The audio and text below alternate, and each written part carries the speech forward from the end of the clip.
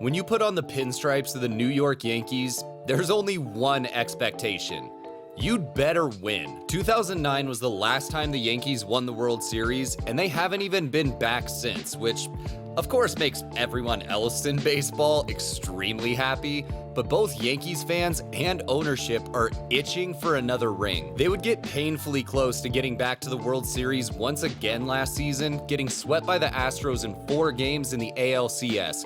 But this was just one of the reasons that this offseason was so massively important for the Yankees. Their homegrown superstar, Aaron Judge, was a free agent this offseason, and there was no way that they could let him leave. So they re-signed him to a 9-year, $360 million deal. They also re-signed first baseman Anthony Rizzo to a 2-year, $40 million deal, but they knew they couldn't just bring back this same team. They needed to make a splash, and the big move that they decided on was signing starting pitcher Carlos Rodon to a 6-year, $162 million deal after back-to-back seasons as an All-Star and a Cy Young finalist, to put him at the top of the rotation with Gerrit Cole and Nestor Cortes. But this up-and-down season for the Yankees would start before they even broke spring training, with Rodon going down with a strained forearm before he even made his Yankees debut, center fielder Harrison Bader straining his oblique, and starting pitcher Luis Severino straining his lat. It was obviously a huge disappointment for the Yankees to lose their new free agent pitcher and a couple of everyday guys so early,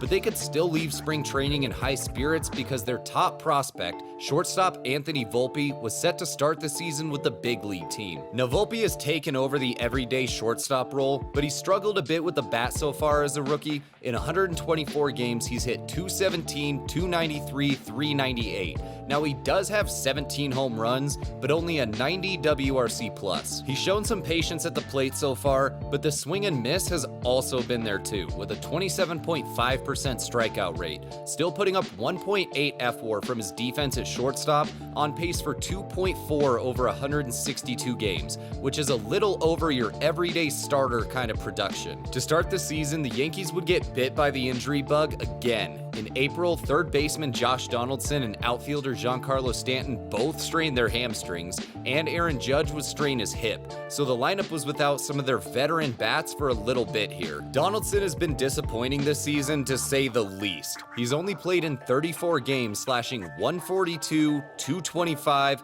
.434 because 10 of his 15 hits this season went for home runs, but still only a 74 WRC+ and 0 fWAR. He's been a replacement level player. Then Stanton at this point, just injuries have clearly taken their toll on this dude. I mean, just watch him run. He's played in 74 games, slashing 199, 281, .434, hitting 18 home runs, a 92 WRC+, and negative .2 fWAR. He's been below replacement level. And injuries have just been a theme here for the Yankees this season. In May, catcher Jose Trevino and then Harrison Bader this time again would both strain their hamstrings together, which, like, at least the Yankees have each other's backs when they get hurt. Like, they see somebody pop a hammy and they're like, you don't gotta go through this alone, I'm right here with you. But the big injury at the end of this month was starting pitcher Nestor Cortes hitting the 60-day IL with a strained rotator cuff. Cortes was already having a down season, in 12 starts going 63 1/3 innings with a 4.97 ERA and a 4.50 FIP.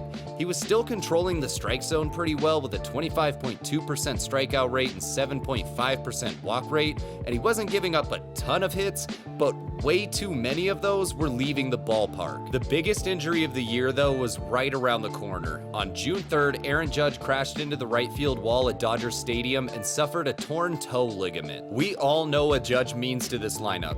Last year's MVP, breaking the AL home run record. This season in 70 games, he's hit .276, .407, .617 with 24 home runs and a 176 WRC+. Judge is gonna strike out, we know that about him, but pitchers don't want to have to go at this guy, and his patience at the plate with an 18.5% walk rate is incredible. 3.5 fWAR this season would put him on pace for 8.1 over 162, again putting up MVP level production. On July 4th, the the Yankees found themselves at 48-38, 10 games above 500, and they'd get Judge back from this injury July 28th, but they'd also lose Donaldson again to a strained calf on the 15th, and it's questionable if he'll be back. And Jose Trevino was injured again on the 27th, this time done for the year with wrist surgery. And this is where we have to talk about the Yankees offense, and more specifically, the offense without Aaron Judge, because it doesn't matter how good he's been doing. One guy can't carry a lineup. For the Yankees to be successful, they need some of these veteran bats, especially the guys that they're paying, to step up and help Judge out. We've already talked about Donaldson and Stanton's struggles, who are both making $25 million AAV, but you also have DJ LeMahieu making $15 million AAV, who's hitting .240, .315, .365, with 8 home runs and an 89 WRC plus in 102 games. And the only hitter in this lineup, other than Aaron Judge, that has a WRC plus of at least 100, so just an average hitter according to WRC plus, is Gleyber Torres, who in 123 games has a .267, .335, .440 slash line with 19 home runs and a 114 WRC plus. That's it. The lineup this year has been Aaron Judge and Gleyber Torres. The rest of the guys that they've needed to hit just haven't. And don't worry, I didn't forget about Anthony Rizzo. Rizzo was one of the coldest hitters in baseball for a while this season. But I can't even fully blame him for that, because August 1st, the Yankees finally put him on the IL with post-concussion syndrome from when he collided with Fernando Tatis Jr. on a pickoff attempt on May 28th. Like, I know part of this is on Rizzo for not reporting symptoms and whatever, but how, as a professional sports organization, do you not know for over 2 months that one of your players has been playing concussed? Before this injury, in 53 games, Rizzo hit .304, .376, .505 with 11 home runs and a 145 WRC plus. But after that, in 46 games, he hit .172, .271, .225 with 1 home run and a 43 WRC plus. And you know what? Honestly, I'm impressed he even hit the 1 home run. It's hard enough to hit a homer in the big leagues, let alone when you see 7 different baseballs coming at you. Overall, the Yankees offense has been 23rd in runs, 29th in average, 26th in on-base percentage, 22nd in slugging and OPS, 21st in WRC plus, and 20th in FWAR. Plain and simple, just not good enough. They approach their at-bats pretty well, and they tend to hit the ball pretty hard, but these guys sell out for fly balls, the 6th most in baseball, barely hitting any line drives, and way too many of those fly balls aren't even leaving the infield. I'll keep this brief, and I know that I'm a huge analytics nerd myself, but this is where you can start to see the problem with analytics, and that's where it gets taken too far and you forget about the actual baseball being played. Hitting fly balls is better than hitting ground balls. I've talked about this plenty enough. But line drives are the best of all 3, because hitting isn't just about raising your launch angle. It's about hitting the ball in the best way possible, which is barreling it up and driving it in the air, not hitting a 400-foot fly ball that only goes 200 feet from home plate because launch angle go brr. Now, along with a couple injuries in July, the Yankees would also finally get Carlos Rodon back on July 7th, but in 6 starts, he's only pitched 27 innings with a 7.33 ERA and a 7.38 FIP. Rodon has still managed to keep the hits down, but he hasn't been able to attack hitters the same, with both his strikeout percentage and walk percentage below average, and he's been giving up a ridiculous 2.67 homers per 9 before straining his hamstring August 8th. And a couple days earlier on August 5th, Nestor Cortez would re-injure his shoulder on a rehab assignment, and now it's questionable if he'll be back this season. So that just leaves Gerrit Cole alone at the top of this rotation, and he's done everything he can through 26 starts, going 160 1/3 innings with a 3.03 ERA and a 3.46 FIP. Cole has just been all around solid, above average in strikeout percentage, walk percentage, average allowed, and homers per 9. But once again, one man can't do it all. The Yankees rotation has been 25th in ERA, 24th in FIP, and 27th in FWAR. all around just one of the worst in baseball. They've been in the middle of the pack in terms of strikeouts, walks, and hits, but what's absolutely killed them has been home runs, where they've been 28th in homers per 9. Again, the rotation hasn't really been bad with the rest of their game, just not nearly good enough to make up for this. They give up a lot of fly balls and a lot of homers per fly ball, where they've been 25th. And since they haven't done a good enough job at keeping the bases empty, those homers have been absolute backbreakers. A solo shot here or there isn't too bad, and you can have a couple base runners get on if you don't let them move around, and especially if they don't score, but a bomb with a couple guys on can completely change a ball game, and this is where the rotation has made it real tough on the rest of the team. So going into the August 1st trade deadline, the Yankees were still above 500 with a 55-51 record, but in last place in the AL East. With this in mind, it was pretty hard to justify going all in and being major buyers at the deadline, so they decided on adding Kenyon Middleton from the White Sox and Spencer Howard from the Rangers to put a couple more arms out in the bullpen. I mentioned in my last video how oftentimes the bullpen is the last part of a winning team that you worry about putting together. And this is why, because if you're not scoring a lot of runs and your starters are giving up a lot of runs, it doesn't matter how good your bullpen is.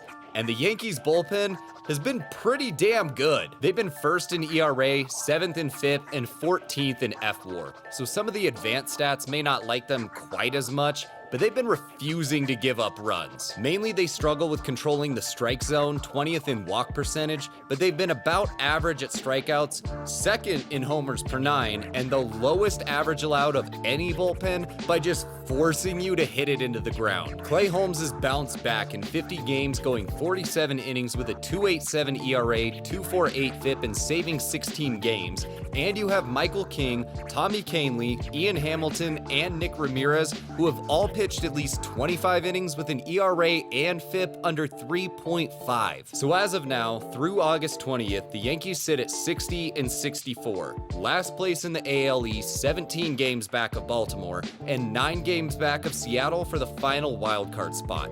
And the question for this team really is, where do they go from here? Because yeah, they're a little handcuffed by the fact that they have Judge, Cole, Rodon, and Stanton all signed to big money until at least 2028. If you want to throw in LeMahieu's $15 million a year through 2026, go for it.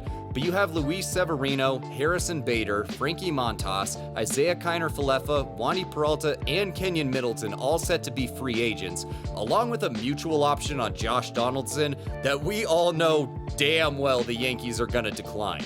And that's all going to take out almost $60 million from this year off of the payroll. We know the Yankees aren't afraid to spend big in free agency, but they already have their big money guys that are supposed to be the main parts of this team. Adding another high-priced free agent is only going to make you more top-heavy. That money should be spent on guys to fill out the rest of the roster around the big contracts that you already have. And then you fill out the rest of the team with the farm. As far as their recent prospects, we talked about Volpe, and both King and Torres have worked out pretty well so far. Then you still have Oswald Peraza and Randy Vasquez that have bounced back and forth between AAA this season. You hope that Clark Schmidt, Oswald Cabrera, and Albert Abreu can turn around their rough season so far. Luis Gil and Jonathan Loaizaga can stay healthy, and that Domingo Armand can get the help that he needs for alcohol abuse. But now these are just most of the guys that have debuted so far, and I say most because I'm sure that I missed somebody. But then you still have outfielders Spencer Jones, baseball's number 78 prospect, Jason Dominguez, number 79, and Everson Pereira, number 80, according to MLB.com. The Yankees have gotten to this point through a lot of injuries, some bad contracts, veterans underperforming, and some prospects that haven't quite panned out yet. And if they want to get back to the pinnacle of MLB, they need the guys they're paying top dollar to be the cornerstones of this team, and they need to support these guys with proven veterans as much as they can afford and developing their young players into solid major leaguers. So can the Yankees get back to being one of the top teams in baseball? And how do they get back there? Or do you think there's still a top team that's just been unlucky and needs to just change out a couple pieces? Leave a comment down below and let me know what you think about all this. Also, if you made it this far, please hit that like button, subscribe, and turn on notifications. It helps out the channel a bunch, but also you don't miss out on any future baseball videos like this one. You can also help out the channel by checking out our merch store. Everything is 15% off until August 26th. Link is down in the description. And if you enjoyed this video, check out the video that's on your screen next about how the Cubs have caught fire, saved their season, and they're looking at a potential playoff chase. As always, thank you so much for watching. Have an awesome day. Later.